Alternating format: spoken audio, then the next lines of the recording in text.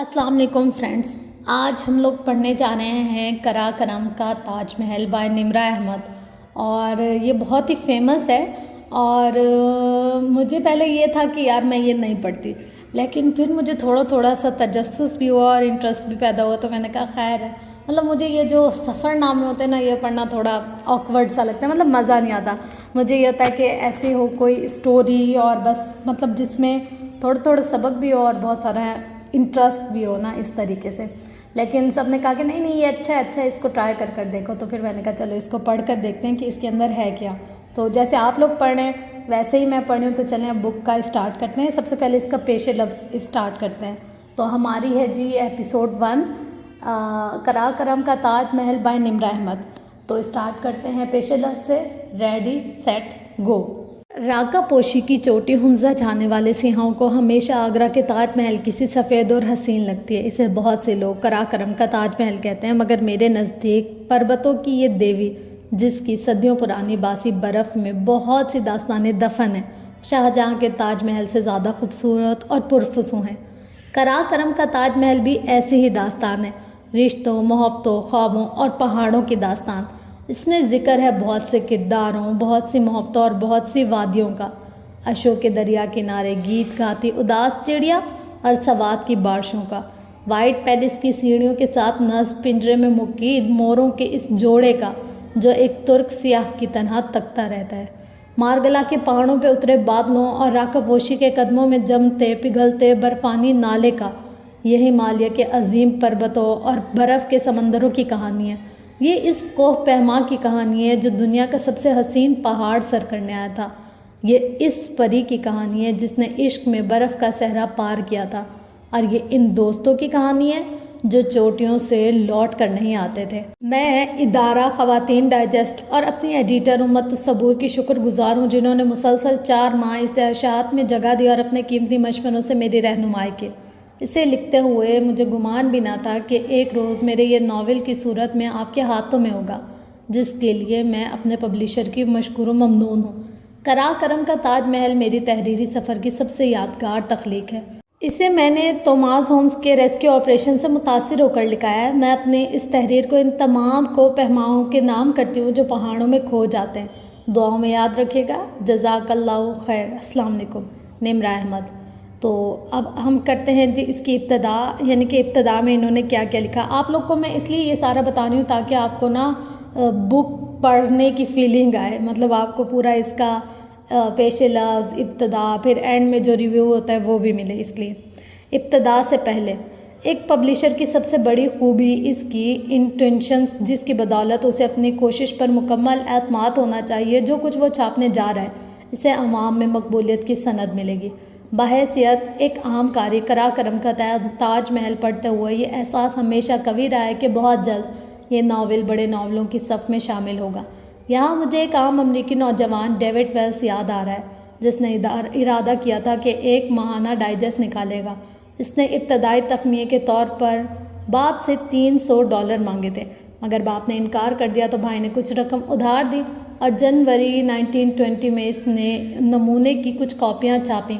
Digest तो छप गया, लेकिन मरहला इसकी फ़रोग़ का था कि किस तदबीर से इसे अवामुन नास तक पहुँचाया जाए। इसने बहुत से तबाही इदारों को डाइजेस्ट की डमी भेजी, लेकिन बेशतर ने तावन से इनकार कर दिया। इनके मुताबिक डाइजेस्ट इंतहाई संजीदा नौयत का है, जो कि मार्केट में अपनी जगह बनाने में नाकाम रहा है। डेविड ने बिल्कुल हिम्मत न हारी और अपने कारीन तक बराह रास्त पहुँचने के लिए जतन तेज़ कर दिए। बहुत सोचने के बाद उसे एक तरकीब सूझी। इसने तमाम अखबारात में एक इश्तिहार शाया किया, जो कि इस डाइजेस्ट की मनी बैक गारंटी था।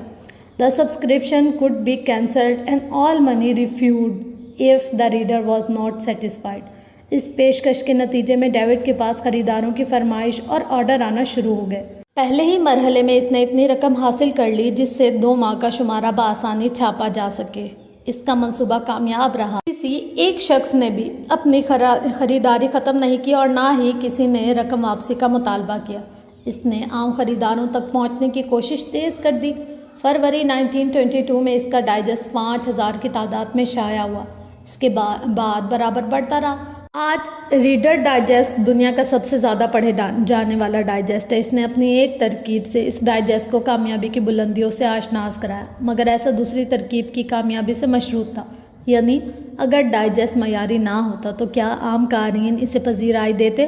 یہی ڈیوڈ جیسے عام آدمی کی کامیابی تھی کہ اس نے معیار کو ملحوظ خاطر رکھا۔ کہانی کا خلاصہ یہ ہے کہ ایک بڑی کامیابی پر کسی کی اجارہ داری نہیں، ہر آدمی بڑی کامیابی تک پہنچ سکتا ہے۔ جو شخص ماؤنٹ ایوریسٹ کو فتح کرنا چاہتا ہو وہ کبھی جوتوں کی قیمت کی گنتی نہیں کرتا۔ ڈیوڈ ویلز کی طرح میری بھی طباعتی میدان میں یہ پہلی کوشش ہے، لیکن اس کوشش میں معیار ملحوظ خاطر رکھنے کی کوشش کے ساتھ ساتھ نئے تجربات بھی کیے ہیں جو کہ امید ہے قارئین کو پسند آئیں گے۔ سیاق و ثبات میں حتی الامکان کوشش کی گئی ہے کہ انگریزی الفاظ کے ساتھ ان کا ترجمہ دیا جائے تاکہ اردو کا قاری انگریزی الفاظ کی بھرمار سے بور نہ ہو جائے اور اکتا کر ناول ایک طرف نہ رکھ دے۔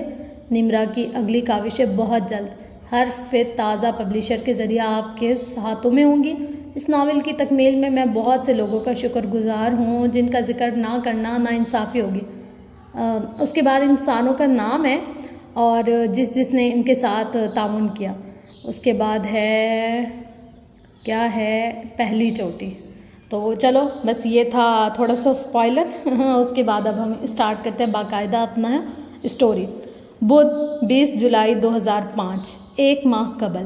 سفید گیٹ عبور کر کے اس نے چند لمحے رک کر ارد گرد کا جائزہ لیا۔ گیٹ سے آگے سفید پتھروں سے بنا خوبصورت اور طویل ڈرائیو وے تھا اور دائیں طرف کھلا سا لان جس کے دہانے پر بنے جدید طرز کے برآمدے میں بچھی کرسیوں میں سے ایک پر نشا بیٹھی تھی۔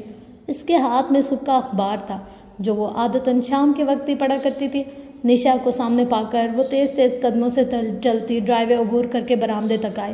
اس سے پہلے کہ نشا اس کے استقبال کے لیے اٹھتی وہ ایک ہاتھ کمر پر رکھے ناک اور آبرو چڑھا کر پوچھنے لگی، یہ لڑکا کون تھا؟ کون سا لڑکا؟ اس نے اخبار طے کر میز پر رکھا اور اس کے لہجے میں حیرت تھی۔ وہی جو باہر کھڑا تھا۔ باہر کھڑا تھا؟ نشا حیران سے کھڑی ہو گئی۔ ایک نظر اس نے پریشی کے چہرے کے بگڑتے زاویے اور کھڑے ہونے کے تھانے دارانہ انداز کو دیکھا۔ کس کی بات کر رہی ہو؟ وہی جو باہر حسیب کے ساتھ کھڑا تھا۔ اوہ وہ حسیب کا دوست ہے، ملنے آیا تھا، اب تو واپس جا رہا تھا۔ کیوں، خیریت؟ خیریت؟ مجھے دیکھ کر اس بدتمیز لڑکے نے سیٹی بجائی۔ شرم تو آتی نہیں ہے آج کل کے لڑکوں کو۔ آنے دو حسیب کو، ابھی پوچھتی ہوں کہ کس قسم کی واہیات لوگوں سے دوستی کی ہے اس نے۔ کم آن پری۔ نشا نے واپس کرسی پر بیٹھتے ہوئے اپنی مسکراہٹ دبائی اور ایک نظر اسے دیکھا۔ سادہ گلابی شلوار قمیص میں ملبوس، اپنے سیدھے اور بےحد سیاہ سفید اونچے بالوں کو پونی ٹیل میں مکید کیے، پاؤں میں سفید اور گلابی رنگ کے جاگرز پہنے، وہ بہت خفگی سے نشا کو دیکھ رہی تھی۔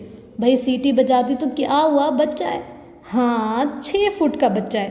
بھائی حسیب کا کلاس فیلو، یعنی ہوگا کوئی 17-18 سال کا، مطلب میں عمر میں ہم سے کم ہے، کم سے کم بھی تو 8 سال چھوٹا، تو بچہ ہی ہوا نا۔ وہ اپنے کزن کی بنسبت ہمیشہ زیادہ لاپرواہ تھی۔ اور یہ تمہارے ہاتھ میں کیا ہے؟ لو، مری کیوں جا رہی ہو؟ تمہارے ہی لیے بیف چلی بنایا تھا، سوچا تمہیں بھی دے آؤں۔ اس نے ڈونگا نشا کو تھمایا۔ اس کا موڈ سخت خراب تھا۔ واہ، ممی کو بیف چلی بہت پسند ہے۔ نشا کا اس کے موڈ کو خاطر میں لانے کا کوئی ارادہ نہیں تھا۔ ہاں تو ممانی کے لیے لائی ہوں۔ کون سا تمہارے لیے بنایا؟ نشا آپی، دراصل پری آپا ہمیں بیمار کر کے اپنی ڈاکٹری چمکانا چاہتی ہیں۔ اپنے دوست کو رخصت کر کے حسیب بھی ادھر آ گیا۔ تمہارے لیے نہیں ہے، منہ دھو کے رکھو۔ شیروں کے منہ دھلے ہوئے ہوتے ہیں آپا۔ ہاں یاد آیا، تمہیں تو ماموں اور ممانی چڑیا گھر سے لائے تھے نا۔ کم آن، وہ ہنسنے لگا۔ ویسے ابھی کسی لوفر لفنگی کی بات ہو رہی تھی، وہی جس کے ساتھ تم باہر گیٹ پر کھڑے کہہ کے لگا رہے تھے۔ وہ بدتمیز لڑکا مجھے دیکھ کر سیٹی بجا رہا تھا۔ کیسے لڑکوں سے دوستی ہے تمہاری؟ ارے وہ میرا دوست ہے، بڑے باپ کا بیٹا ہے، اور وہ آپ کو دیکھ کر سیٹی نہیں بجا رہا تھا، وہ تو بس اس کی عادت ہے۔ نیور مائنڈ، وہ تھوڑا سا اسپوائل چائلڈ ہے۔ اپنے دوست کا دفاع کرنے کے ساتھ ساتھ حسیب جھک کر میز پر پڑے ڈونگے میں سے بیف کے چٹپٹے فنگرز اٹھا کر کھا رہا تھا اور سنبھل کر، آپا اس کا باپ صدر پاکستان کا دوست ہے۔ جواب میں پریشے بڑبڑا کر رہ گئی، پھر جانے کے لیے اٹھ کھڑی ہوئی۔ کدھر جا رہی ہو؟ ممی کو سلام تو کر لو۔ 50 گز کے فاصلے پر میرا گھر ہے، پھر آ جاؤں گی، ابھی تو مجھے جانا ہے۔ بھائی بریکنگ نیوز تو سنتی جاؤ۔ حسیب اور اس کے 4 دوست راکا پوشی بیس کیمپ کا ٹریک کر رہے ہیں۔ تو کرتے رہیں۔ اپنے تئیں نشان نے پریشے کو چونکا دینے والی خبر سنائی تھی، مگر اس نے لاپرواہی سے کندھے اچکا دیے۔ پری آپا یہ ظاہر کرنے کی کوشش کر رہے ہیں کہ یہ جیلس نہیں ہو رہی۔ حسیب اس کا انداز دیکھ کر شرارت سے مسکرایا۔ میں ہو بھی نہیں رہی، وہ کھٹ سے کہہ کر گیٹ کی طرف تیز قدموں سے بڑھ گئی۔ سنو تو، تمہارے کپڑے آئے پڑے ہیں، ٹیلر سے وہ تو لیتی جاؤ۔ نشا بھاگتے ہوئے اس کے پیچھے آئی۔ تم رات کو دے جانا، ابھی میں جلدی میں ہوں۔ وہ گیٹ کے ہینڈل پر ہاتھ رکھے ایک لمحے کو مڑی ہی تھی۔ کیوں؟ کیا جلدی ہے؟ وہ گیٹ پر رکھا اس کا ہاتھ ایک دم ڈھیلا پڑ گیا، قدرے ہچکچائی۔ وہ ابھی پھپھو اور ندرت آپ آئی ہوئی ہیں نا؟ اب کی بار نشا کا موڈ خراب ہوا تھا۔ کیا مطلب؟ ان کو اپنے گھر چین نہیں ہے، ہر دوسرے شام کو وہ تمہاری طرف ہوتی ہیں۔ اور وہ ندا آپا کے شیطان بچے، اتنا شیطان بھی کوئی ہوگا؟ جاؤ جلدی گھر جاؤ، وہ درجن بھر چیزیں توڑ چکے ہوں گے۔ تھوڑی دیر پہلے کے تاثرات پریشے کے چہرے سے غائب ہو چکے تھے، وہ بے بسی سے لب چپا کر رہ گئے۔ ویسے رات کا کھانا بھی یقیناً وہ تمہاری ہی طرف کھائیں گے نا؟ سیف بھائی بھی رات کو ہی آئیں گے اور یقیناً کھانا کھا کر ہی جائیں گے۔ حد ہوتی ہے روز روز کسی کے گھر کھانے کی۔ لیکن پھپھو، اور معذرت کے ساتھ سیف بھائی کی وہی مثال ہے کہ نیت سیر نہ ہو تو چلو کچھ نہیں ہوتا۔ پاپا کی اکلوتی بہن ہے، ان کے آنے سے پاپا ہی خوش ہوتے ہیں۔ مجھے تمہاری سمجھ نہیں آتی ڈاکٹر پریشے جہاں زیب، تم اتنی کمزور اور جذباتی قسم کی دلیلیں کیوں دیتی ہو؟ اتنی اچھی طرح جانتی ہو سیف بھائی کو، پھر بھی تم نے ان سے منگنی سے انکار نہیں کیا۔ سیف سے منگنی، ان کے 3 برسوں میں نشا کو کوئی 30,000 دفعہ یہ بات کہی تھی۔ یہ پاپا کی خوشی تھی نشا، اب اس بات کو بار بار دہرانے سے کیا حاصل؟ اور پھر میں انکار کس کے لیے کرتی؟ جواباً نشا چپ رہ گئی تو وہ گیٹ کھول کر باہر نکل آئی۔ اس کے لیے کرتی انکار؟ پیچھے سے آہستہ سے نشا نے کہا۔ اس کے قدم ایک دم لمحے کو زنجیر ہو گئے۔ تمہیں وہ احمقانہ بات اب بھی تک یاد ہے نشا؟ وہ اداسی سے مسکرائے اور سر جھٹکتے ہوئے اپنے بنگلے کی گیٹ کی جانب بڑھ گئی۔ وہ لاؤنج پہ داخل ہوئی تو پھپھو اور ندا آپا ایک ہی صوفے پر بیٹھی سر جوڑے سرگوشیوں کے انداز میں باتیں کر رہی تھی۔ اسے دیکھ کر فوراً سیدھی ہوئی۔ تم کدھر گئی تھی؟ ندا آپا اور پھپھو نے اسے جاتے نہیں دیکھا تھا کیونکہ وہ کچن کے پچھلے دروازے سے باہر گئی تھی۔ وہ نشا کی طرف گئی تھی، اس کے کچھ برتن رہتے تھے۔ اس نے یہ بتانے سے گریز کیا کہ برتنوں میں بیف چلی بھی تھا۔ سنو پری، یہ زیادہ میل جول نہ رکھا کرو ان لوگوں سے، برا مت ماننا مگر تمہارے ماموں لڑکی بڑی چلتر ہے، ماں بھی ایسی ہی ہے اس کی، دیکھنے میں ان سے معصوم کوئی نہیں لگتا اور ان سے پوری۔ اور وہ نشا تو جب بھی ملاقات ہوتی ہے سیدھے منہ بات ہی نہیں کرتی۔ نشا اور مومانی جان کے بارے میں وہ اس قسم کی گفتگو کبھی نہ سنتی اگر وہ اس کے سسرال والے نہ ہوتے۔ جی میں ذرا چائے لے آؤں، وہ آہستگی سے کہہ کر کچن میں چلی آئی۔ وہی ٹرالی سیٹ کر رہا تھا، وہ ٹرالی دھکیلتی رہی۔ اس کے ذہن میں خیالات کا ہجوم تھا۔ وہ جانتی تھی پھپھو نشا اور اس کے ماموں مومانی کے متعلق ایسی باتیں کیوں کرتی ہیں۔ انہیں ڈر تھا کہ کہیں ماموں اور مومانی جہاں زیب صاحب پر دباؤ ڈال کر سیف اور پریشے کی منگنی ختم نہ کر دیں۔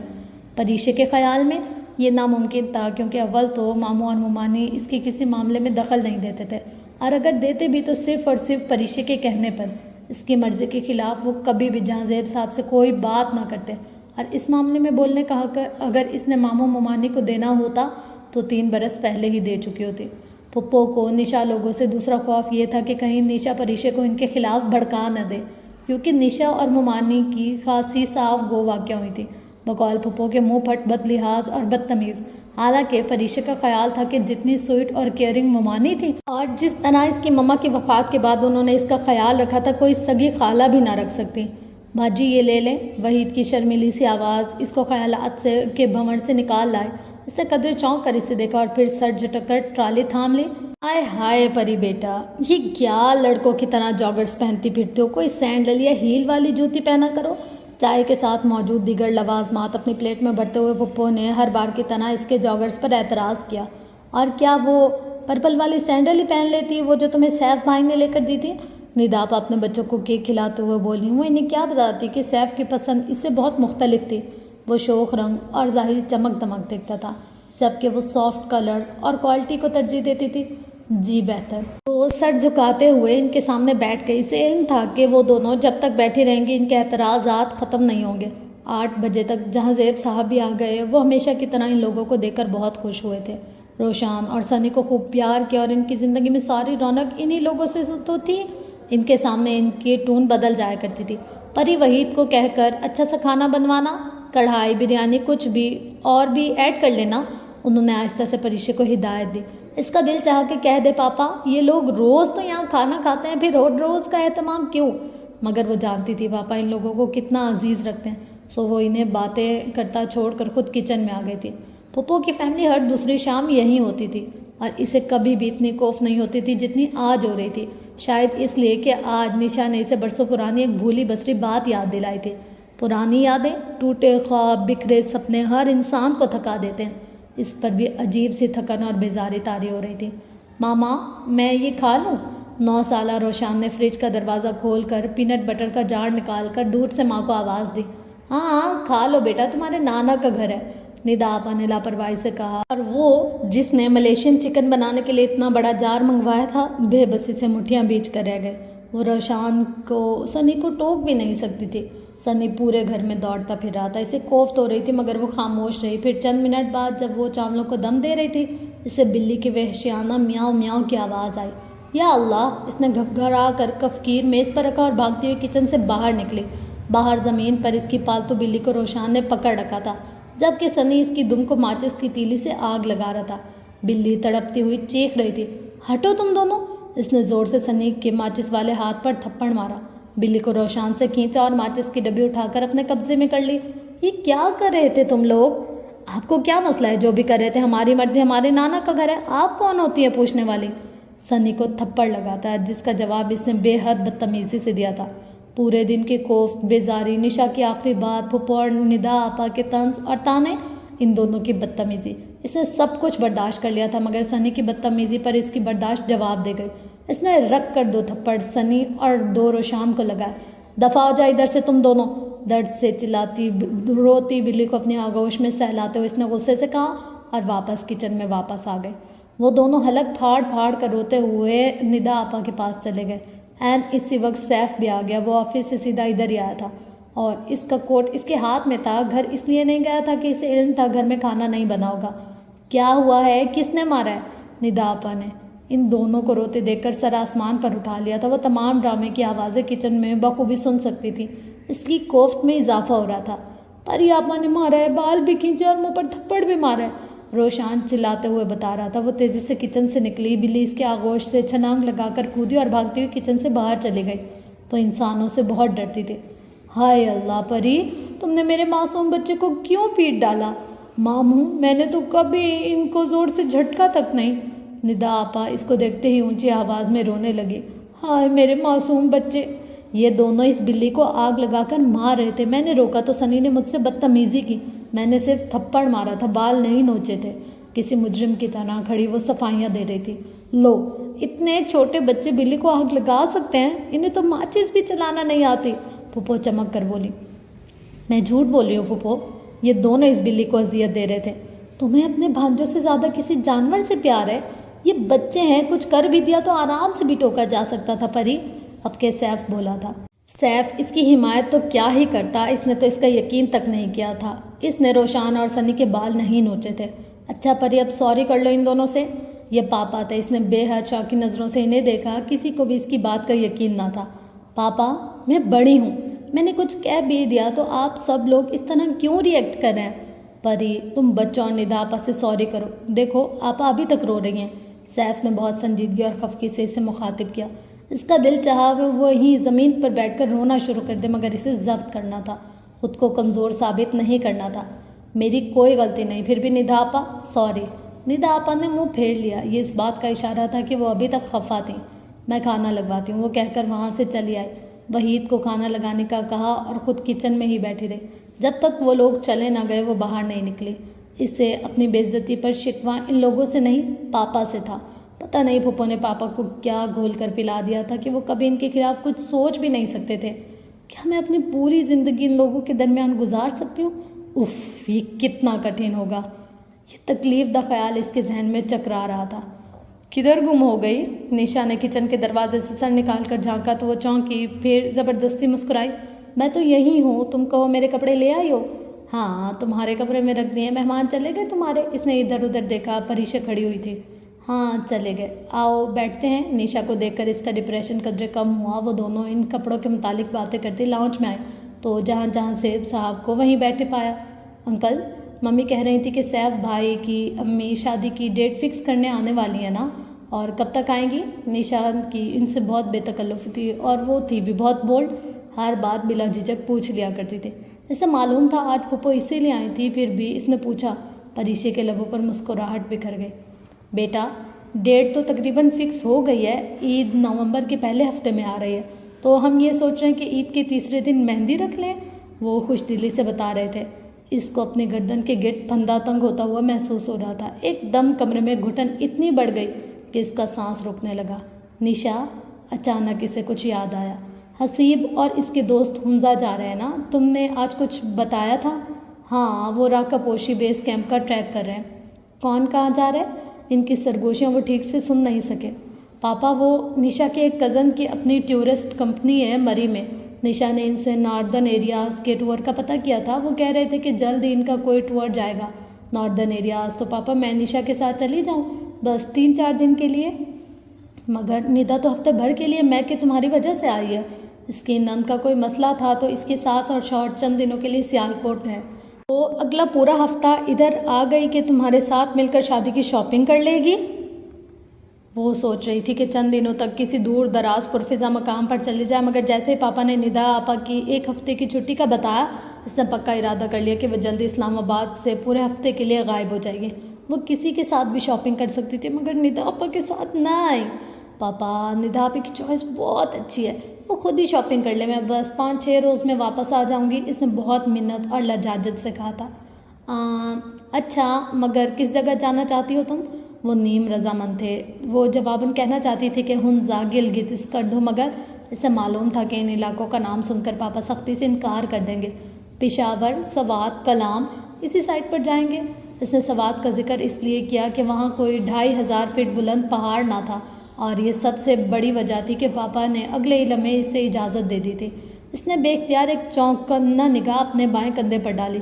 صرف اس کندھے کی وجہ سے وہ اسکردو سائٹ پر ہمالیہ اور کراکرم کے پہاڑوں پر نہیں جا سکتی تھی۔ جہاں زید صاحب اٹھ کر اندر چلے گئے تو نشا تیزی سے اس کی طرف مڑی۔ میں نے کب پتہ کیا تھا زوار بھائی کی ٹورسٹ کمپنی سے؟ نہیں کیا تو اب کر لینا۔ اس نے لاپرواہی سے شانے اچکائے۔ ندا آپا کی ماں فیملی آمد کے باعث چند لمحے پہلے تک اس کے سر میں جو درد کی ٹیسیں اٹھ رہی تھیں اب وہ غائب ہو چکی تھی۔ تم اسلام آباد کی کسی ٹورسٹ کمپنی کا نام نہیں لے سکتی تھی؟ اب خواہوں کا جھوٹ کو سچ ثابت کرنے مری جانا پڑے گا، اور اگر تمہیں اتنا ہی شوق ہو رہا ہے سیر سپاٹے کا تو حسیب اور اس کے فرینڈ کے ساتھ راکا پوشی چلے جاتے ہیں، جس کی اجازت پاپا مجھے کبھی نہیں دیں گے۔ اور حسیب کے دوست، اس کی نگاہوں کے سامنے شام والا وہ لڑکا آ گیا جس نے اسے دیکھ کر بے اختیار سیٹی بجائی تھی۔ اسے تنفر سے سر جھٹکا۔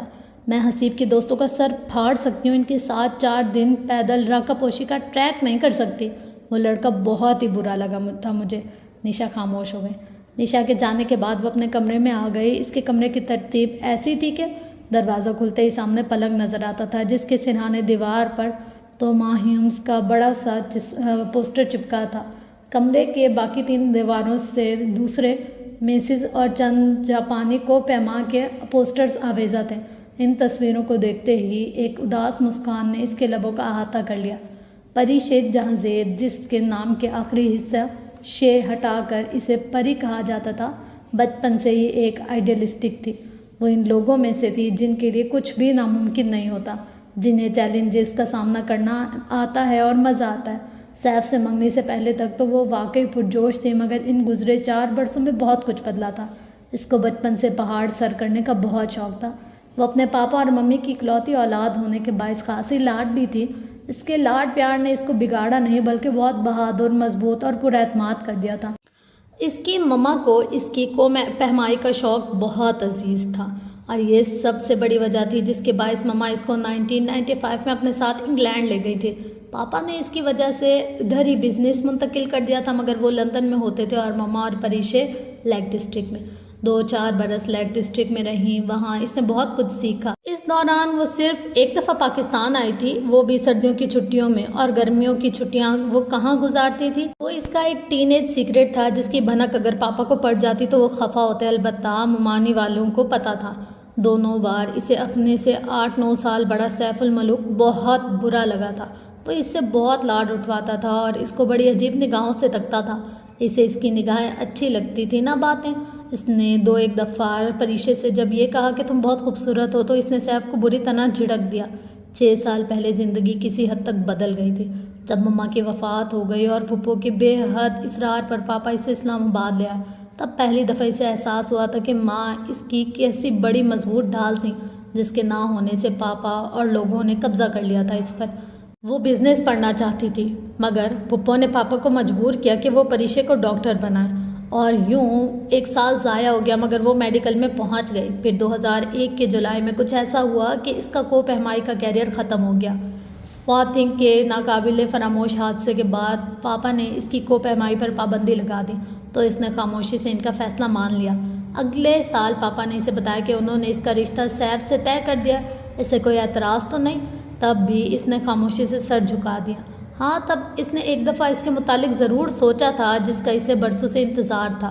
لیک ڈسٹرکٹ جانے سے پہلے وہ ایک خوابوں میں گم رہنے والی کم عمر لاپرواہ سی لڑکی تھی جس کے آئیڈیالزم نے اسے ایک زندگی بھر پھانس کی طرح چبھنے والا خواب دیا تھا۔ اس اجنبی کا خواب جس کا انتظار ہر لڑکی کرتی ہے۔ اس نے برسوں پہلے نشا کو بتایا تھا، تمہیں یاد ہے ہم فیری ٹیلز میں پرستان کی ایک پری کا قصہ پڑھا کرتے تھے جس کو ظالم دیو نے قید کر رکھا تھا اور پھر اس کی رہائی کے لیے ایک شہزادہ آیا تھا، سفید گھوڑے پر سوار، بھورے بالوں اور شہد رنگ آنکھوں والا گھوڑ سوار۔ وہ دیس دیس کی خاک چھانتا پرستان کے خوبصورت وادیوں کے قصے سن کر اس کی طرف آ نکلا تھا۔ پری کی قید کا سنا تو وہ بہادر شہزادہ اسے ظالم دیو کی قید سے چھڑا کر خوبصورت وادیوں، چشموں اور پہاڑوں میں اپنے ہمراہ لے گیا اور پھر دونوں ہنسی خوشی رہنے لگے۔ اس نے ایک گہری سانس بھر کر نشا کو دیکھا۔ کاش میرے لیے بھی ایک ایسا ہی شخص آئے، شہزادوں کی سی آن بان شان رکھنے والا، بہادر اور مضبوط، جو ظاہریت کے پجاریوں جیسا نہ ہو۔ یہ کوئی کچی عمر کا سپنا نہیں تھا، ایک امید تھی، ایک وجدان تھا کہ کوئی جسے اس کے لیے تخلیق کیا گیا ہے وہی جو دیس دیس کی خاک چھانتا کسی روز اس کے پرستان میں آ نکلے گا، جس کو دیکھ کر اس کا دل کہے گا کہ ہاں، ظالم دیو کی قید میں موجود اس پری نے صدیوں اسی کا تو انتظار کیا تھا۔ ہاں، یہی تو ہے جس سے اس نے روح سے وجود میں آنے سے قبل عشق کیا تھا، جو اس کی ذات کا ٹوٹ کر بکھرنے والا ایک گمشدہ حصہ تھا۔ اور ہاں، وہ یہی تو کہتی تھی کہ اگر میں پریوں کی طرح حسین ہوں تو یوں ہی کسی سے شادی نہیں کروں گی، بلکہ وہ جسے پریاں اور شہزادیاں شرط لگا کر رکھا کرتی تھی نا، 7 سوالوں کی شرط، سامری جادو کے منکے کی شرط، ویسے ہی شرط رکھوں گی۔ تو نشا نے بے حد تجسس سے پوچھا تھا کہ کیسی شرط؟ تب وہ کھلکھلا کر بولی تھی، میں صرف اس کا ہاتھ تھاموں گی جو میرے لیے دنیا کا سب سے خوبصورت پہاڑ راکا پوشی سر کرے گا۔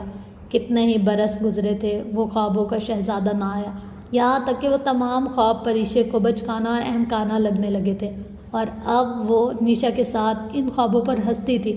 پھر سیف سے منگنے کے بعد اس نے ہنسنا بھی چھوڑ دیا۔ آج اتنے عرصے بعد نشا نے اسے وہ بات یاد دلائی تھی، وہ اہمکانا اور بچکانا بات۔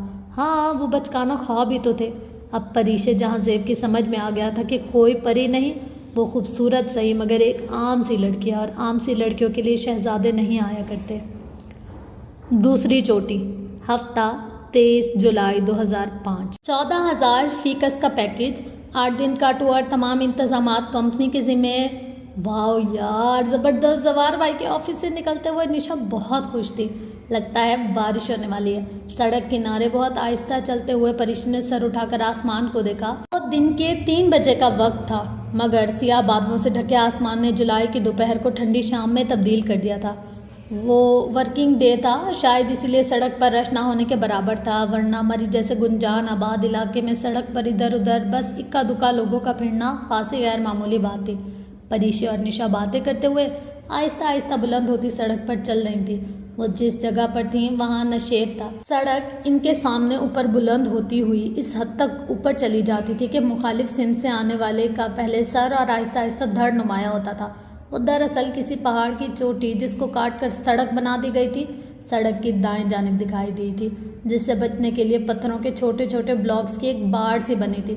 وہ دونوں اس سفید بلاکس کے ساتھ چل رہے تھے۔ تھک گئی نشا نے اسے چونے سے ڈھکے پتھر کے اس سفید بلاک پر کھائی کی جانب پشت کر کے بیٹھے دیکھا تو پوچھا، نہیں بس یوں ہی؟ وہ گھٹنوں پر کونیاں ٹکائے تھوڑی کے نیچے ہتھیلی جمائے بلند ہوتی سڑک کو گردن اوپر کر کے بہت اداسی سے دیکھنے لگی۔ بارش سے چند لمحے پہلے کا موسم اسے ہمیشہ افسردہ اور بور کر دیتا تھا۔ کہیں اور بیٹھ جاؤ پری، یہاں سے ذرا پیچھے ہوئی تو گر پڑو گی، نشا نے بہت فکر مندی سے اسے یوں اتنی خطرناک جگہ پر بیٹھے دیکھ کر کہا۔ اس کا ہلکا گلابی اور سفید امتزاج والا لون کا سوٹ سفید پتھر کے بلاک کا حصہ لگ رہا تھا۔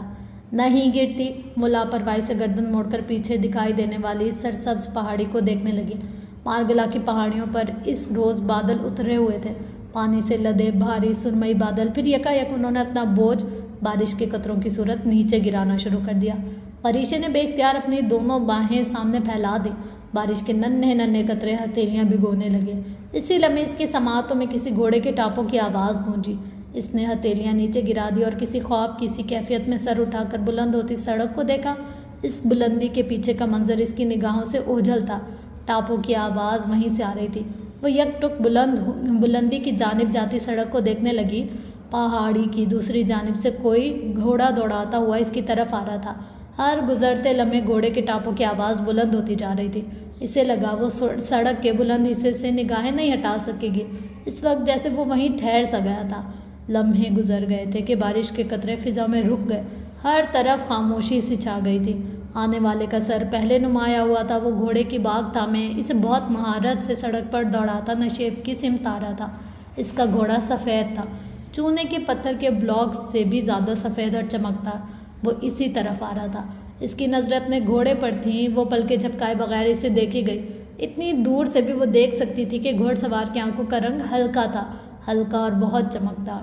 اس کی رنگت سنہری مائل سرخ و سفید تھی، ناک کھڑی اور یونانی طرز کی تھی، مغرور، بے حد مغرور ناک۔ اس نے آدھی آستینوں والی نیلی شرٹ کے اوپر بغیر بازوں والی سفید لیدر جیکٹ، جس کی بہت ساری جیبیں تھیں، پہن رکھی تھی۔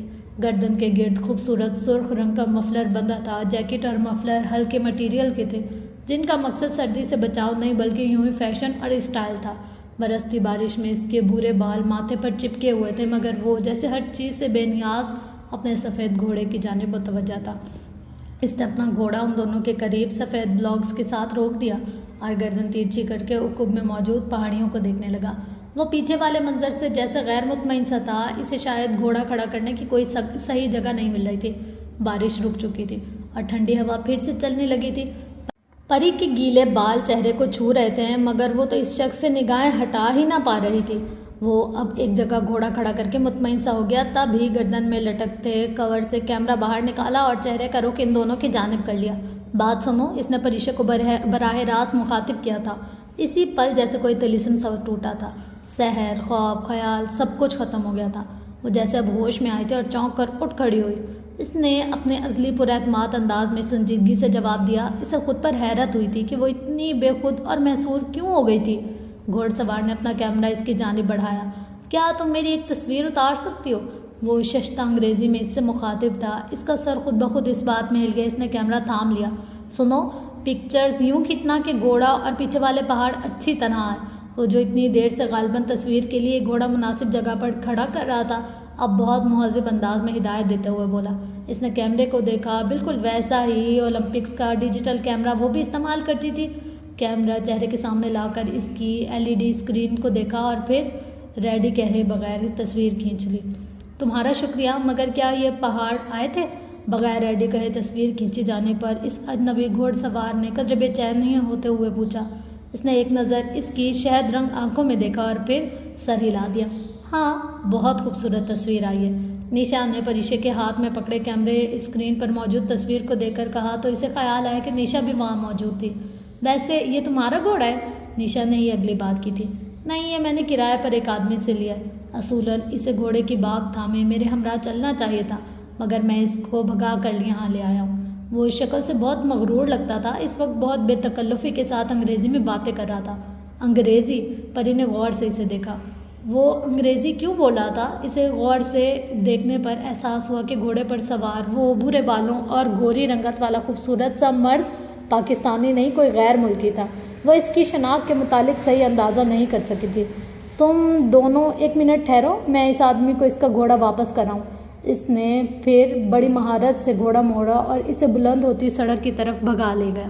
کتنا گڈ لکنگ تھا یار، نیشا اس کے جاتے ہی بے حد ستائشی انداز میں بولی۔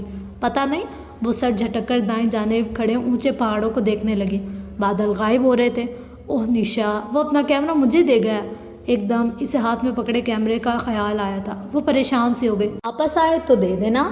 حالانکہ وہ اس کے واپس آنے سے پہلے نکلنا چاہتی تھی، مگر ہاتھ میں پکڑا کیمرہ اس کا انتظار کرنے پر مجبور کر رہا تھا۔ چند منٹ بعد ہی وہ انہیں بل کھاتی سڑک پر سے نیچے اترتے ہوئے اپنی جانب آتا دکھائی دے رہا تھا۔ گھوڑے پر سوار ہونے کی وجہ سے اس کا قد کاٹ انہیں ٹھیک سے نظر نہیں آیا تھا، مگر جیسے ہی وہ ان کے قریب آیا اسے احساس ہوا کہ وہ اس سے خاصا لمبا تھا۔ وہ سمجھ رہا تھا میں اس کا گھوڑا لے کر بھاگ گیا ہوں۔ इनके करीब आकर वो हंसते हुए बता रहा था। हंसते हुए इसकी शहद रख आंखें छोटी हो जाती थी। वो अंदाज़ा न कर सकी कि वो हंसते हुए ज़्यादा पुरकशिश लगता था कि लब भींचे। तुम इतने ख़तरनाक तरीके से राइडिंग क्यों कर रहे थे? निशा को बुजुर्गी झाड़ने का शौक़ था, सो इस लापरवाही पर इसको डांटना इसका फ़र्ज़ था। मैडम, मैं 5 साल की उम्र से राइडिंग कर रहा हूँ, घोड़ों को बहुत अच्छी तरह जानता हूँ, इसने मुस्कुराते हुए सर झटका। वो और निशा सड़क के किनारे आहिस्ता आहिस्ता चहलकदमी करने लगे। परीक्षा वहीं खड़ी रही। दफातन इसे कैमरे का ख्याल आया। सुनो, इन दोनों ने मुड़कर पीछे देखा। तुम्हारा कैमरा? इसने कदरे ज़ोर से कैमरा इसके हाथ में थमाया। वो मुस्कुरा कर रह गया। शुक्रिया। सुनो, तुम्हें यूँ अपना कीमती कैमरा देकर नहीं जाना चाहिए था। मैं अगर लेकर भाग जाती तो? वो फिर मुस्कुराया। मुझे पता था तुम ऐसा नहीं करोगी। सीने पर हाथ बांधे वो इसके ऐन सामने आ खड़ा हुआ। अगर मेरी जगह कोई और होता तो तुम्हारा कैमरा लेकर भाग चुका होता। तुम्हारी जगह कोई और होता तो मैं कैमरा हरगिज़ ना देता। वो मुस्कुराहट दबाए बहुत संजीदगी से बोला था। हाँ। वो इसके इस अंदाज पर सर झटक कर सड़क के दूसरी जानिब फैली दुकानों की कतार को देखने लगी। वहाँ रश अब बढ़ता जा रहा था। निशा ने इस बदतमीज़ी पर इसे घूरा भी, मगर वो इसे देख भी नहीं रही थी। घोड़सवार ने गर्दन झुकाकर कैमरे की स्क्रीन पर निगाह डाली और ज़ेरे लब मुस्कुराया। अच्छी तस्वीरें खींचने का शुक्रिया। तस्वीर देखकर इसने सर उठाते हुए कहा और कैमरा कवर में डाल दिया। वो फिर मगरूर नजर आने की अदाकारी करते हुए जवाब दिए बिना दुकानों को देखती रही। तुम इस तस्वीर का क्या करोगे? इसकी बेरुखी के असर को कम करने के लिए निशा ने बहुत दोस्ताना अंदाज में इसे मुखातिब किया। मैं 20 बरस बाद एक सफ़रनामा लिखूंगा। इसकी फ्रंट पर यह तस्वीर लगाऊंगा। और इस तस्वीर का कैप्शन क्या होगा? निशा ने दिलचस्पी से पूछा। मैं इसके नीचे लिखूंगा, इस कोह पैमा की तस्वीर जो राका पोशी सर करने जा रहा था। वो फ़ख्र से बता रहा था। परीशे ने तेज़ी से गर्दन घुमाकर इसे देखा। इसे झटका लगा था। तुम राका पोशी सर करने जा रहे हो? बेख्तियार पूछने के बाद इसे याद आया कि इसको तो खुद को लाताल्लुक़ जाहिर करना था। इसे पछतावा सा हुआ। हाँ, परीशे की बेसाख्तगी पर इसने बड़ी मुश्किल से अपनी मुस्कुराहट छुपाई थी। खैर, राका पोशी सर करना कोई इतनी बड़ी बात नहीं है। एवरेस्ट या K2 के सर करना असल कामयाबी है, कहकर वो फिर से दुकानों को देखने लगे। वैसे कल हम लोग एक टूरिस्ट कंपनी के साथ कालाम जा रहे हैं। निशा के बताने पर घोड़सवार ने आंखें सिकोड़कर मॉल रोड की तरफ देखा। सनशाइन ट्रेवल्स का नाम सुना है? इसने जैसे एक लम्हे को सोचा, फिर बोला। मैं भी कल कालाम जा रहा हूँ। सनशाइन ट्रेवल्स के साथ? तुम किसके साथ जा रही हो? वाकई? तो तुम हमारे साथ जा रहे हो? निशा को इस इत्तेफाक से अज़हद खुशी हुई थी। परीशे को कुछ शक सा हुआ था। ये तो बहुत अच्छी बात है। वैसे तुम्हारी दोस्त भी जा रही है क्या? मुस्कुराहट लबों से दबाए इसने बहुत मासूमियत से पूछा था। परीशे ने रुख कदरे मज़ीद मोड़ लिया। हाँ, मगर तुम्हें कैसे पता ये मेरी दोस्त है? बहुत आसान, वो खूबसूरत है। इसके संजीदा अंदाज पर निशा हंस पड़ी, जबकि परीशे के माथे पर नागवारी की शिकनें उभरी थी। मैं निशा हूँ, निशा सईद, और ये मेरी कज़न कम दोस्त है, डॉक्टर परीशे जहाँज़ेब। पारीशे? इसने अपने यूरोपीय लबो लहजे में इसका नाम दोहराया। पारीशे नहीं, परीशे। मेरे नाम के पीछे क्यों पड़ गई हो निशा? खुद को यूँ मौजूद गुफ्तगू बनते देखकर वो तंग कर उर्दू में बोली थी। ये मैनर्स के खिलाफ है। तुम दोनों को मेरी मौजूदगी में अपनी ज़बान में ये बात नहीं करनी चाहिए। वो मुसलसल परीशे को देख रहा था। एक तो कमबख्त बला का हैंडसम था, ऊपर से इतने खूबसूरत अंदाज में आंखें सुकेड़ कर देखता था। वो तो खामखा कन्फ्यूज़ होने लगी। मतलब क्या हुआ तुम्हारी कज़न के नाम का? परी चेहरा लड़की। ये ईरान की एक शहजादी का नाम था, इसलिए तो मैं इसको परी कहती हूँ। तुम्हारी कज़न पर सूट भी करता है। परी मतलब फेरी। हमारी ज़बान में भी फेरी को परी कहा जाता है। तुमने अपना तारुफ नहीं कराया। ओह सॉरी, मैं उफ़क अरसलान हूँ, तुर्की से आया हूँ। वैसे पेशे के लिहाज से इंजीनियर हूँ, मगर साथ साथ एक तजर्बाकार क्लाइंबर भी हूँ। तुम्हारे पाकिस्तान में दुनिया के सबसे खूबसूरत पहाड़ राका पोशी के लिए आया हूँ। इसने झुककर अपना तारुफ करवाया। और तुम लोग क्या करती हो? निशा, हमें देर हो रही है, मैं गाड़ी की तरफ जा रही हूँ, तुमने चलना है तो चलो। कदरे गुस्से से कहकर वो खटखट करती गाड़ी की तरफ आ गई। उजलत में उफ़क अरसलान को खुदा हाफिज़ कहकर निशा दौड़ते कदमों के साथ इस तक पहुँची। तुम्हारा मसला क्या है निशी?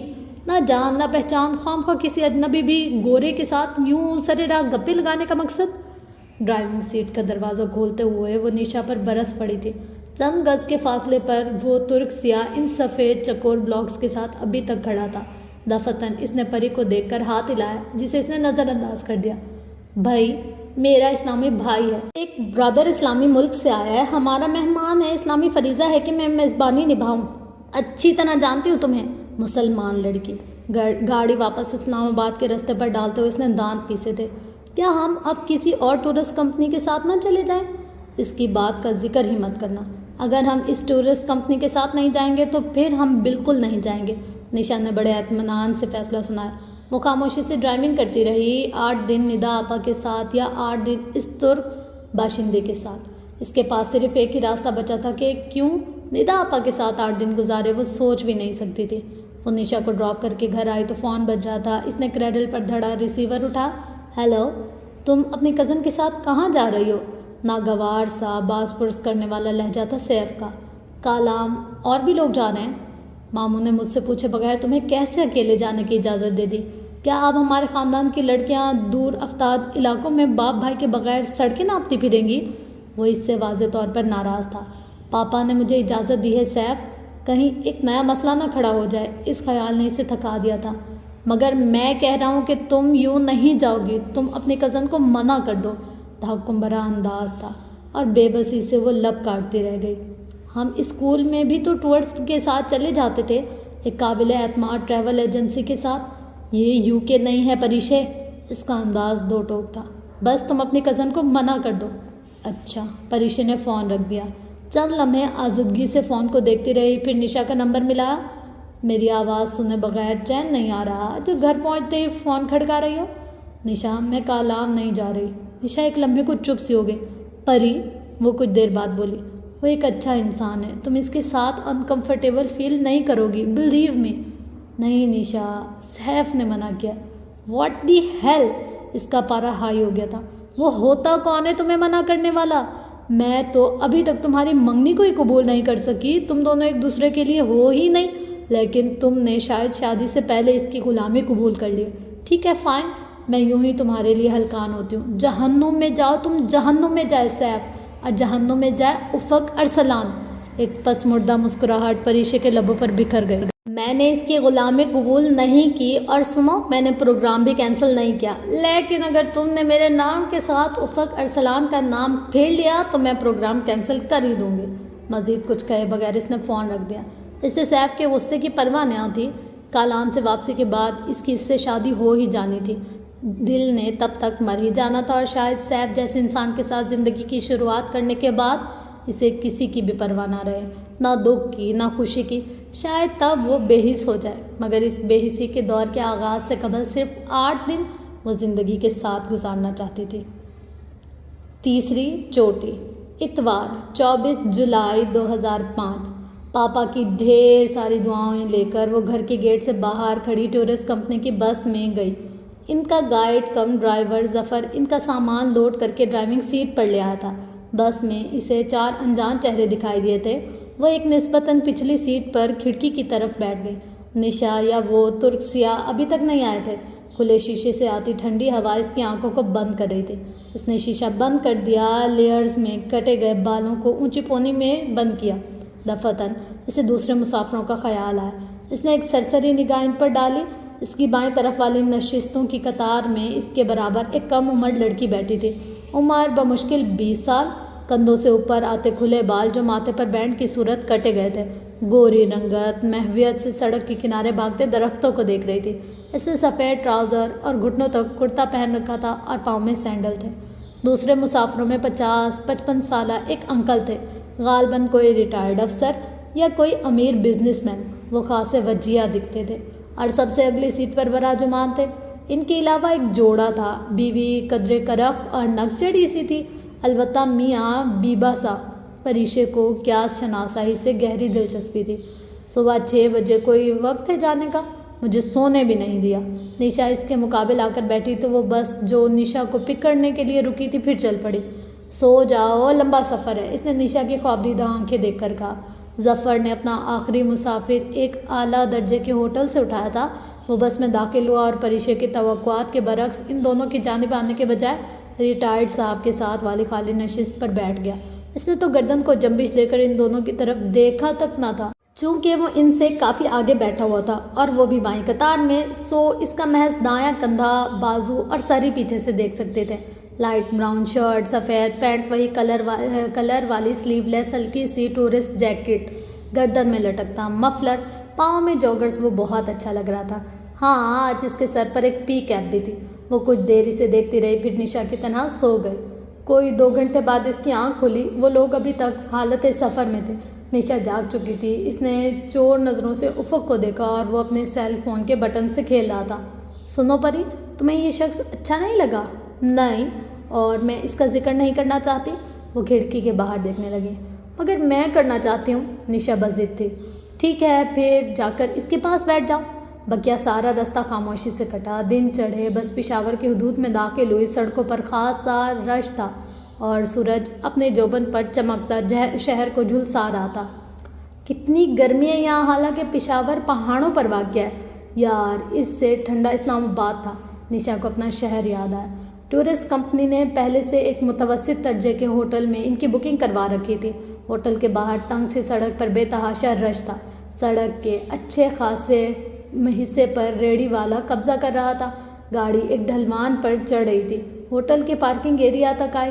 وہاں گاڑیوں کی لمبی قطار تھی۔ Not bad. بس سے نکل کر نشا نے تبصرہ کیا۔ پری ہوٹل کی بلند عمارت کو دیکھنے اور سکون محسوس کر رہی تھی۔ وہ اتنی دیر ایک ہی جگہ بیٹھے رہنے کے بعد کھڑے ہو کر اس کی ٹانگیں ہلا رہی تھی۔ ترک سیاہ ان دونوں سے فاصلے پر کھڑا، سفید جینس کی جیبوں میں ہاتھ ڈالے اطراف کا جائزہ لے رہا تھا۔ وہ اسے اپنی طرف متوجہ پا کر مسکرایا۔ پریشے نے نگاہ کا رخ بدل لیا۔ ہیلو گرلز، کیسی ہو تم دونوں؟ وہ ان کے قریب چلا آیا۔ اوہ، تو آپ ہمیں پہچانتے ہیں؟ نشا کو اس کا پورا راستہ انہیں لفٹ نہ دینا بہت کھلا تھا۔ وہ کہے بغیر نہ رہ سکی اور وہ جواباً ہنس پڑا۔ میں نے سوچا صبح صبح نیند سے بے حال ہوتے لوگوں کو نہ جگایا جائے، ذرا کہیں پہنچ جائیں، آرام سے گپ شپ کرتے رہیں گے۔ وہ مسکراہٹ دبائے سنجیدگی سے بولا۔ پریشے ان دونوں کو چھوڑ کر اس ٹین ایج لڑکی کے پیچھے چلتی ہوئی سیڑھیاں چڑھنے لگی۔ 246 نمبر کمرے میں پہنچ کر ظفر نے چابی اس کے حوالے کی۔ وہ ٹرپل بیڈ روم اس کو نشا اور اس لڑکی کے ساتھ شیئر کرنا تھا۔ اوکے، شام کو ملاقات ہوگی۔ افق ان دونوں سے یہ کہہ کر ساتھ والے کمرے میں چلا گیا۔ میاں بیوی سامنے والے کمرے میں چلے گئے۔ میں ڈاکٹر پریشے جہاں زیب ہوں۔ کمرے میں آ کر اپنے لبوں پر مسکراہٹ سجا کر اس لڑکی نے ان کی طرف ہاتھ بڑھایا۔ میں عرصہ بخاری ہوں۔ ویسے آپ کا نام بہت پیارا ہے، پریشے۔ وہ رکی اور تصحیح کی۔ پریشے والے انداز میں بولی۔ پریشے آپی؟ آپی؟ ان دونوں نے بیڈ پر بیٹھتے ہوئے قدر حیرت سے اسے دیکھا۔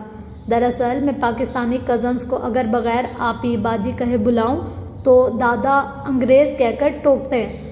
میں نے یہ نتیجہ نکالا ہے کہ کسی پاکستانی لڑکی کو آپی باجی کہے بغیر نہیں بولنا۔ وہ دونوں ہنس پڑی۔ کھانا انہوں نے ساتھ ہی کھایا تھا، تب تک تعارف کا سلسلہ مکمل ہو چکا تھا۔ عرصہ کا تعلق لاہور سے تھا مگر وہ پلی بڑی انگلینڈ میں تھی۔ اردو لکھ اور پڑھ لیتی تھی مگر بولتی بہت مشکل سے تھی۔ اس کے پاس اس کم عمری میں بھی ایک اچھا الپائن ریکارڈ تھا۔ تو تم افق کے ساتھ راکا پوشی جا رہی ہو؟ نشا کو وہ معصوم اور ذہین سی لڑکی بہت اچھی لگی تھی۔ ہاں، اس نے سر ہلا دیا۔ راکا پوشی میرے ناول کی سیٹنگ ہے۔ اوہ، میں بتانا ہی بھول گئی، میں رائٹر بھی ہوں۔ 2 ناول لکھ چکی ہوں، یہ میرا تیسرا ناول ہے۔ اتنی سی عمر میں 2 ناول؟ پریشے کو خوشگوار حیرت ہوئی۔ عرصہ ہنس پڑی۔ محمد بن قاسم نے 17 سال کی عمر میں سندھ فتح کیا تھا، میں نے تو اس عمر میں صرف پہلا ناول لکھا تھا، یہ کوئی بڑی بات نہیں ہے۔ اچھا، تو تمہارے ناول کی سٹوری کیا ہے؟ اس سے دلچسپی ہوئی۔ ایک کوہ پیما ہیرو اور ایک کوہ پیما ہیروئن کی راکا پوشی سر کرنے کی رومانوی داستان۔ وہ مزے سے بولے۔ نشا سونے کے لیے لیٹ چکی تھی۔ اینڈ ہیپی کرو گی یا ٹریجک؟ ٹریجک، کیونکہ ٹریجک اینڈ یادگار ہوتا ہے۔ ویسے آپ نہیں آئیں گی راکا پوشی؟ آپ بتا رہی تھی کہ آپ کا بھی کلائمبر ہے۔ ہاں، میں نے کمبریا کیٹو اسکول لیک ڈسٹرکٹ سے 7 ہفتے کے کورسز کیے تھے مگر میں راکا پوشی نہیں آؤں گی، مجھے اپنے فادر کی پرمیشن نہیں ہے۔ کمبریا کیٹو سے؟ واو، آئی ایم امپریسڈ۔ اور سوئس ایلمس کے علاوہ میں نے اسپائنک کو بھی سر کر رکھا ہے، مسکراتے ہوئے بتانے لگی۔ اوہ، ویسے آپ آتی تو مزہ آتا۔ افق بھائی بہت اچھے، میری ان سے فلائٹ کے دوران ہی ملاقات ہوئی تھی۔ وہ مصر سے آ رہے تھے اور میں انگلینڈ سے۔ اب سوتے ہیں۔ اس سے پہلے کہ وہ افق نامہ شروع کرتی، پریشی نے اس کی بات کاٹ دی تھی۔ عرصہ تابیداری سے بستر پر لیٹ گئی، جلدی سے نیند نے آن گرا۔ پھر وہ شام تک سوتی رہی۔ عرصہ اور نشا صبح تڑکے ہی اٹھ جایا کرتی تھیں اور بآواز بلند گپے ہانکتے ہوئے انہوں نے بھی اسے جگا دیا مگر وہ آنکھوں پر دباؤ رکھے سوتی بنتی رہی۔ دفتن دروازے پر دستک ہوئی اور پریشے کا دل زور سے دھڑکا تھا۔ اس نے آنکھوں پر سے ہاتھ نہیں ہٹایا مگر وہ جانتی تھی کہ باہر کون تھا۔ وہ دستک نہیں، افق ارسلان کی خوشبو پہچانتی تھی۔ اندر آ سکتا ہوں اچھی لڑکیوں؟ اس کا شرارتی کھنکتا لہجہ پریشے کی سماعت سے ٹکرایا۔ اس کی آنکھوں پر بازو نہ ہوتا تو شاید اس کی پلکوں کا ارتعاش دیکھ لیتا۔ لگتا ہے اچھی لڑکیوں کے بغیر دل نہیں لگ رہا، آؤ بیٹھو۔ وہ اتنا مہذب، شائستہ، ہنسمکھ تھا کہ نشا اور عرصہ فوراً اس کے لیے اٹھ کھڑی ہوئی اور اسے کرسی پیش کی۔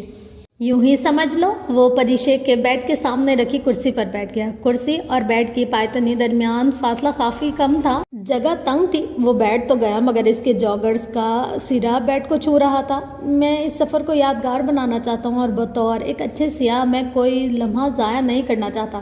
سو تم لوگ بتاؤ پھر شام کو کیا پروگرام ہے؟ اس سے محسوس ہو رہا تھا کہ بولتے ہوئے بھی وہ بھٹک بھٹک کر افق کی نگاہیں اس کے چہرے پر پڑ رہی تھیں، جو اس نے اپنے سفید بازو کی اوٹ میں چھپا رکھا تھا۔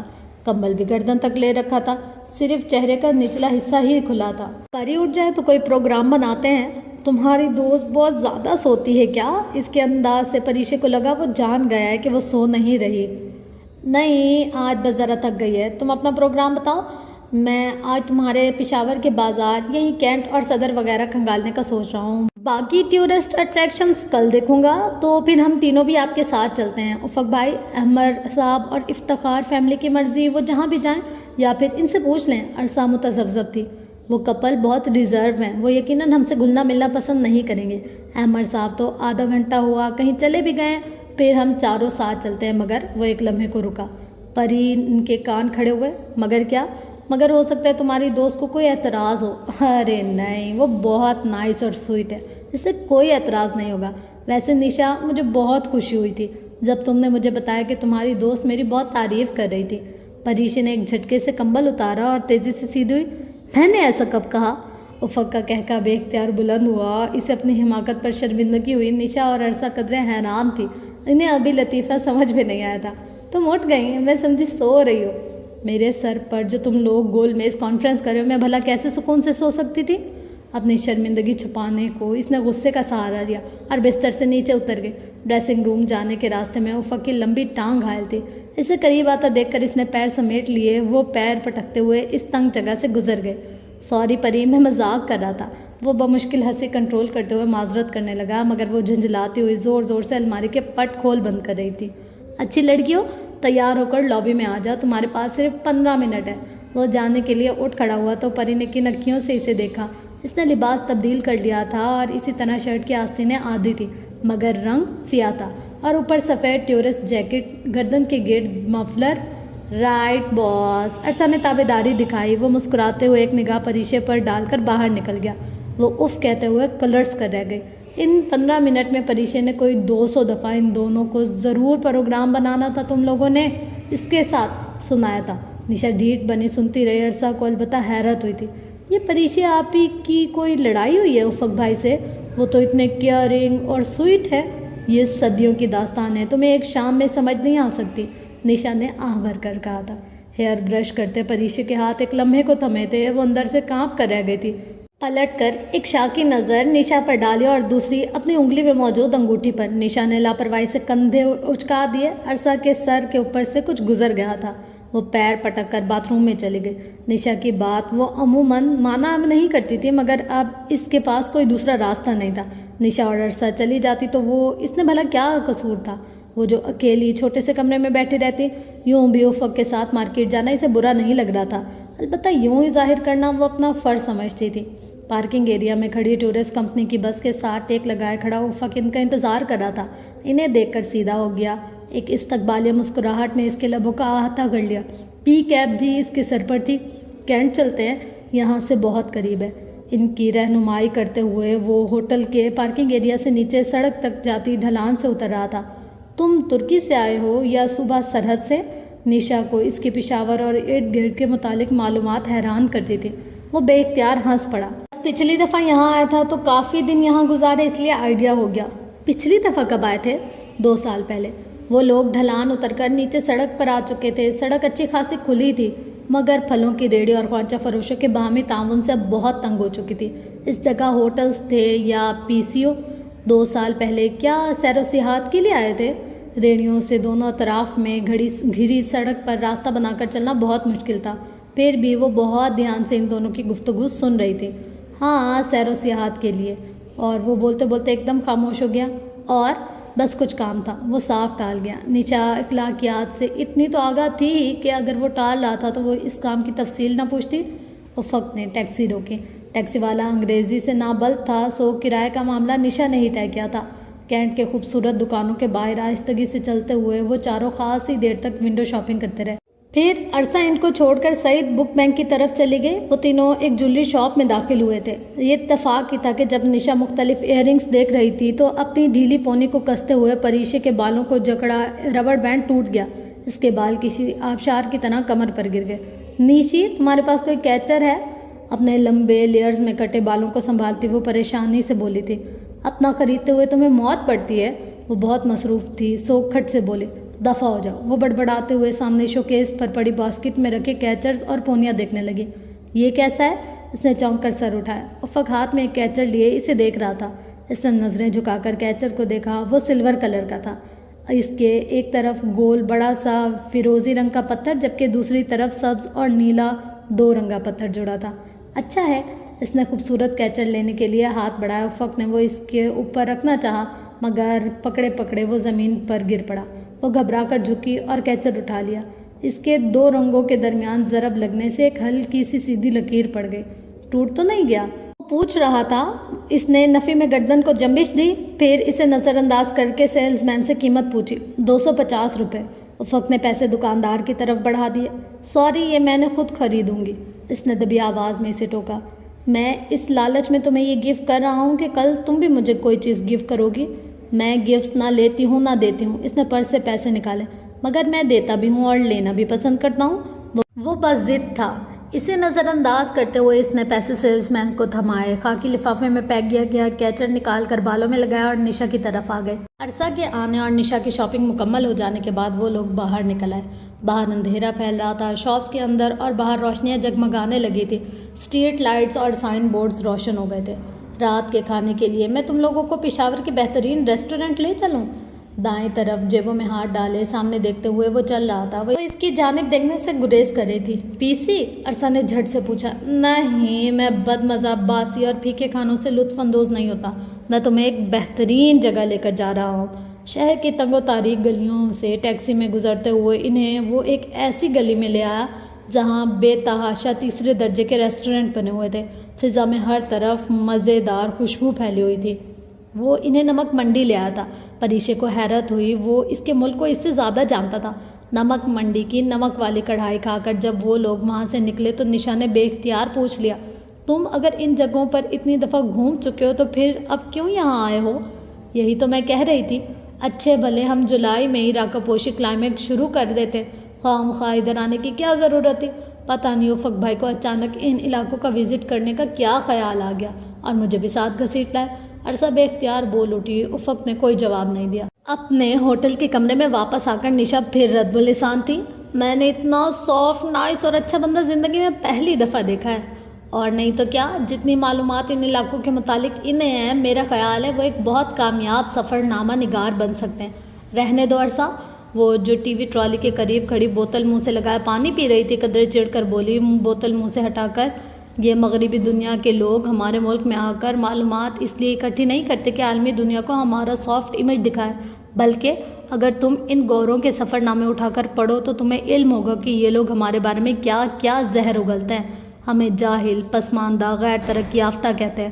تمہارے یہ افق ارسلان بھی ترکی جا کر یہی کام کریں گے، سفر نامہ لکھ کر عالمی برادری کو یہ بتائیں گے کہ ہمارا ملک کتنا قدامت پسند، غریب اور سہولیات سے نابلد ہے، یہاں کتنی گندگی اور بد نظمی ہے۔ یہ سارے ایک جیسے ہوتے ہیں، پروپیگنڈا کرنے والے۔ بوتل رکھ کر وہ پلٹی تو ساکت رہ گئی۔ افق لب بھینچے دروازے کے بیچ کھڑا تھا۔ وہ یقیناً ٹیکسی کا کرایہ ادا کر کے انہیں شب بخیر کہنے آیا تھا، اور چونکہ وہ عرصہ کے لیے انگلش میں بات کر رہی تھی تو نہ سننے کا تو کوئی سوال ہی پیدا نہیں ہوتا۔ وہ ایک دم تیز تیز قدم اٹھاتا راہداری سے واپس پلٹ گیا۔ نشا اور عرصہ نے بے بسی سے ایک دوسرے کی طرف دیکھا۔ اس کی ناراضگی کو وہ محسوس کر چکے تھے۔ احساس تو اسے بھی تھا، اندر سے وہ بہت پشیمان تھی اور بے چین بھی تھی، مگر خاموشی سے لیٹ گئے اور تکیہ منہ پر رکھ لیا۔ تمہارے پیسے؟ نشا نے اس کی بیڈ کے سائڈ ٹیبل پر 250 روپے رکھے تو اس نے تکیہ چہرے سے ہٹایا۔ کون سے پیسے؟ وہ اس جویلری شاپ والے نے واپس کیے تھے، کہہ رہا تھا کہ تم نے دے دیے۔ تم اس وقت عرصہ سے بات کر رہی تھی، میں دینا بھول گئی۔ اس کے انداز میں ہلکی سی خفگی تھی۔ وہ کچھ دیر تو کچھ بول نہ سکی۔ کیچر جو اس نے بہت استحقاق سے لگایا تھا، اس کی رقم اس شخص نے ادا کی تھی جس کی وہ چند منٹ پہلے بے عزتی کر چکی تھی۔ اس کا دل چاہا کہ وہ 250 روپے اسی وقت اس کے منہ پر مارا ہے، اور وہ مار بھی آتی، مگر اس نے احمد صاحب کے ساتھ کمرہ لیا تھا، اور پھر جو کچھ وہ کر چکی تھی سو اب مجبوری تھی۔ وہ خاموشی سے سونے کے لیے لیٹ گئی۔ اس نے پرس میں رکھ لیے۔ جتنا وہ اس سے دور بھاگنے کی کوشش کرتی وہ اتنا اس کے راستے میں آ جاتا تھا۔ چوتھی چوٹی، پیر، 25 جولائی 2005۔ پوری رات بے چین اور مضطرب رہنے کے باعث وہ ٹھیک سے سو نہیں سکی تھی۔ صبح خاصی دیر سے آنکھ کھلی، دن چڑھ چکا تھا۔ اے سی کی ٹھنڈک کے باوجود سورج کی شعاعیں کھڑکیوں سے چھن کر آ رہی تھی، تپش پیدا کر رہی تھی۔ اس نے کسل مندی سے کروٹ لی۔ نشا اور عرصہ کہیں جانے کے لیے تیار ہونی تھی۔ مجھے چھوڑ کر جا رہے ہو تم لوگ؟ بغیر کس صبح بخیر کے اس نے لیٹے لیٹے ہی دونوں کو مخاطب کیا تھا۔ صبح سے 110 آوازیں دے چکے ہیں کہ اٹھ جاؤ، مگر تم نے پتہ نہیں کون سے استبل میں سو رہی ہو۔ ابھی عرصہ تم پر پانی پھینکنے لگی تھی۔ وہاں سے بھی تڑکے سے جواب آیا تھا، اور وہ بغیر کچھ کہے اٹھ کھڑی ہوئی۔ شہلا افتخار کو شاپنگ کے لیے جانا تھا۔ ان کی بہن کی شادی عید کے بعد تھی، تو وہ اس کو لیے کوئی کراکری یا الیکٹرانک کا سامان خریدنا چاہتی تھی۔ نشا کو بتایا تو اس نے فوراً حامی بھر لی۔ جب وہ سب باہر نکلے تو پریشی کی متلاشی نگاہیں افق کی تلاش میں ادھر ادھر بھٹکتے بے اختیار اپنی رات والی حرکت یاد آئی۔ شرمندگی ورمندگی نہیں ہے مجھے، بلکہ ابھی تو مجھے وہ کیچر بھی اس کے منہ پر مارنا ہے۔ ملے تو وہ شاید خود کو تسلی دے رہی تھی۔ سنو عرصہ، کون کون جا رہا ہے حیات آباد؟ بہت لاپرواہی سے ٹیکسی کی طرف جاتے ہوئے اس نے عرصہ کو مخاطب کیا۔ ہم سب۔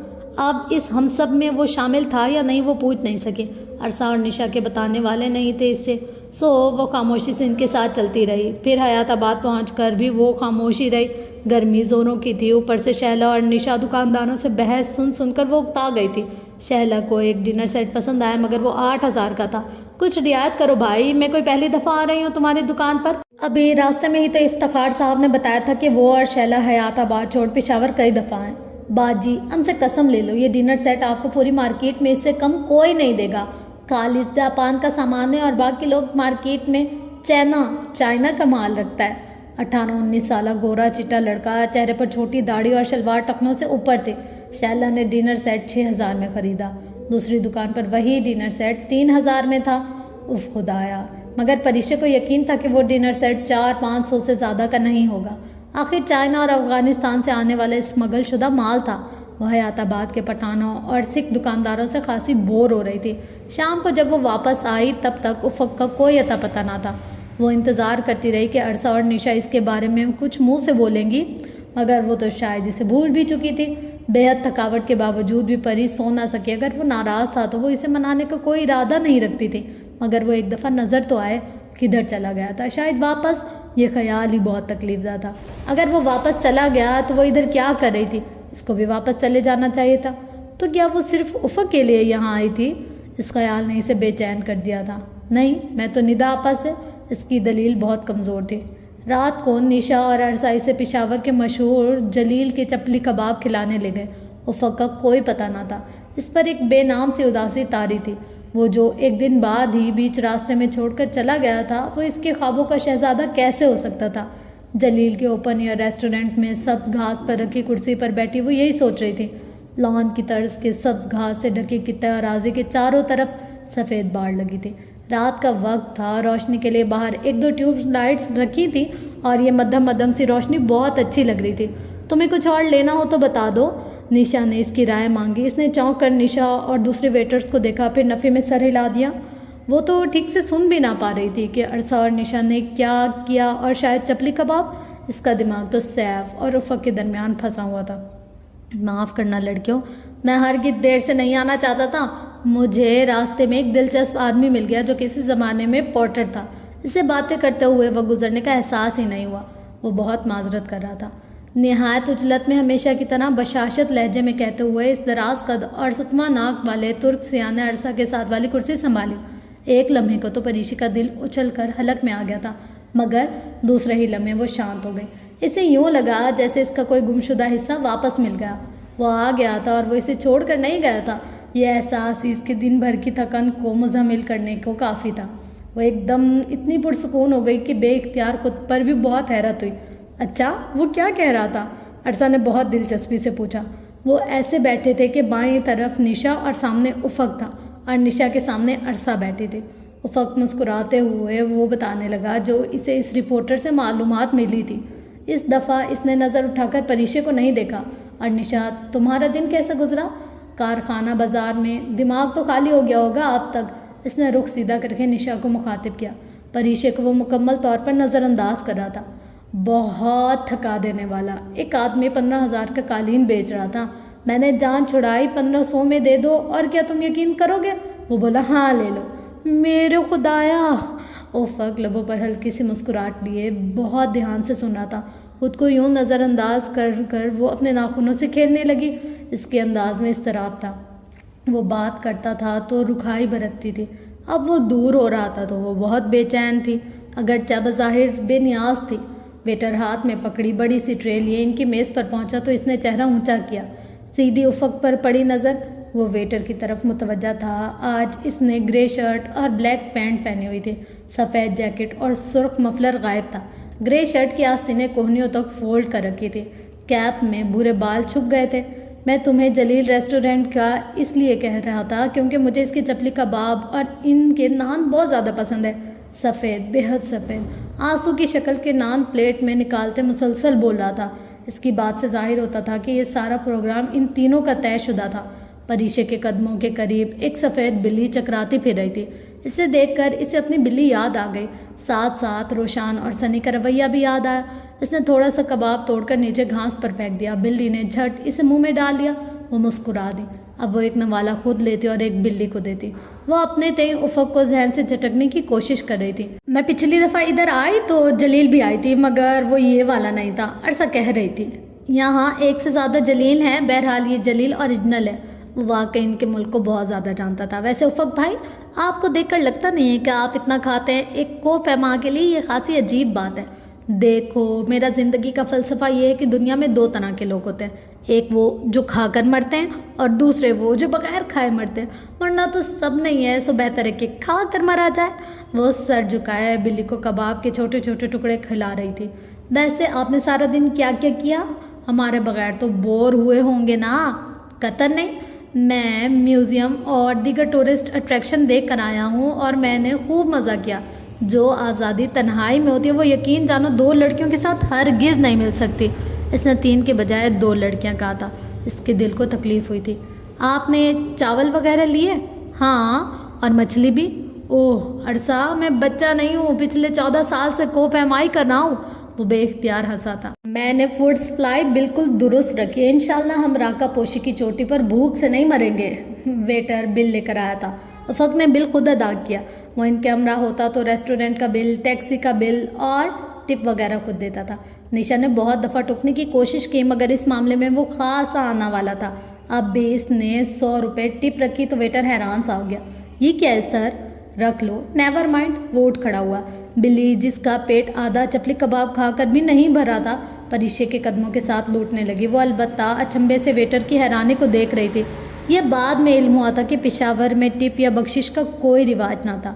وہ پرس اٹھا کر 2 قدم آگے بڑھی تو بلی نے بے اختیار میاؤ میاؤ کی آواز نکالی۔ اس نے پیچھے پلٹ کر دیکھا۔ افق میز کے پیچھے سے نکل کر آ رہا تھا۔ افق نے اس کی نگاہوں کے تعاقب میں بلی کو دیکھا۔ اوہ ہاؤ سویٹ! جھک کر اس کے بائیں بازو بڑھا کر بلی کو اٹھا لیا۔ اب وہ اس کے نرم جلد پر ہاتھ پھیرتے ہوئے اسے پیار کر رہا تھا۔